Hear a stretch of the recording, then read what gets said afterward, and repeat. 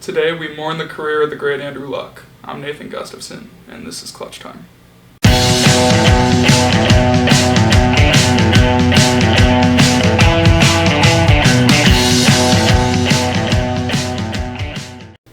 Alright, so first off, I want to apologize for the tardiness of this video. It's kind of late news now, 5 days later, but I wanted to get my thoughts on Luck's retirement out to all of you guys. At the beginning of this week, I was going to give you guys my 3-episode prediction of what would happen in the NFL season. I'm going to try to get all those videos out to you this weekend.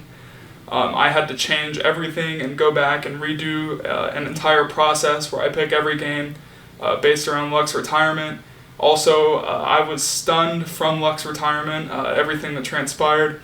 I wanted to take a couple days away from thinking about football.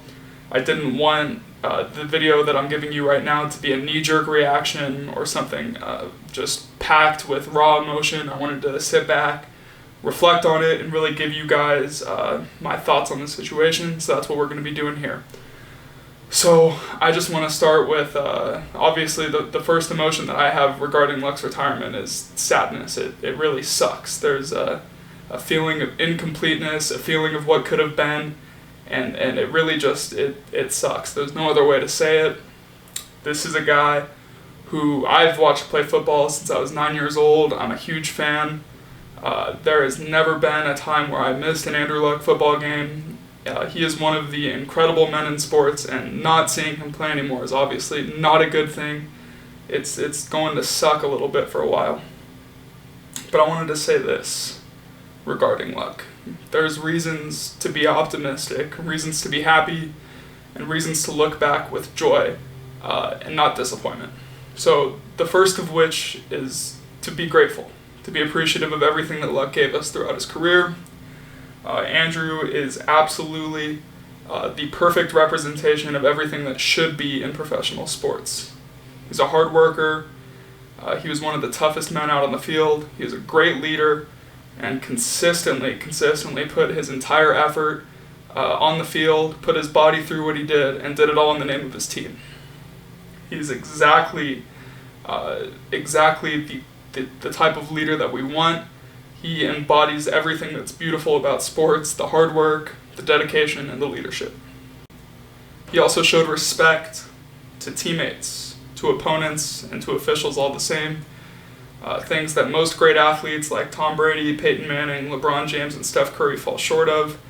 100% of the time, Luck gave his full respect to his officials. We all know the funny stories about after him being sacked and the mic clips that we have of him congratulating 300-pound men for bringing him to the ground. He truly loved the game and respected people on both sides and the officials, everyone involved. He really had a respect and a gratitude that we should all strive for. Andrew Luck is someone that when I get older and I have kids, I want them to look at Andrew Luck. I'm going to tell them about him, the way that he played.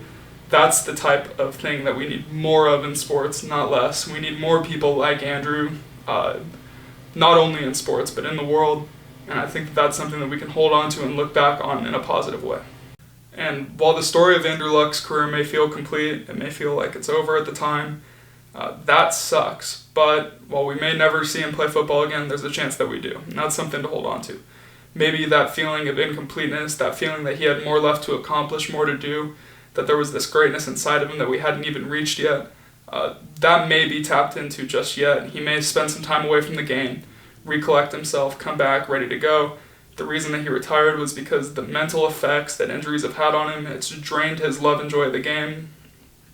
And I absolutely respect his decision to step away from it, to prioritize his own mental health, his own well-being, and that of his family, and then to gather himself. And if stepping away from the game is what he needs to do to gain that joy and to gain that happiness back in his life, I'm very happy for him that he's doing that. At the same time, I hope that stepping away might rekindle that fire of competition and love that he has for football, and I certainly hope to see him return someday, maybe a year or two after being away from it, after regaining his health, regaining his well-being, and regaining his happiness. Maybe he'd like to step back into the game. I know I'd love to see it. Alright, now just to sort of let you guys know what's coming up on the show, Once football season starts, I'm going to have a more consistent schedule. Tuesdays, I'll be reflecting on the past weekend of football. Friday nights, I'll tell you what I expect to see in college football the following day. And Saturday nights, I'll let you know what I expect to see in the NFL the following day. So that'll sort of be our schedule, and then one video per week on either a Wednesday, Thursday, or Friday night will either be it's just something on a story, something recent that I find interesting. I'll analyze that and let you guys know what I think on that front. But that's just sort of what you can expect going forward. Before we get into that schedule, which will start on Tuesday with my reflection of college football from the weekend before, I am going to try to get out to you guys this weekend all my NFL season predictions that, like I said, I had to redo due to Luck's retirement. So expect those coming here in the next couple days. Thanks for watching.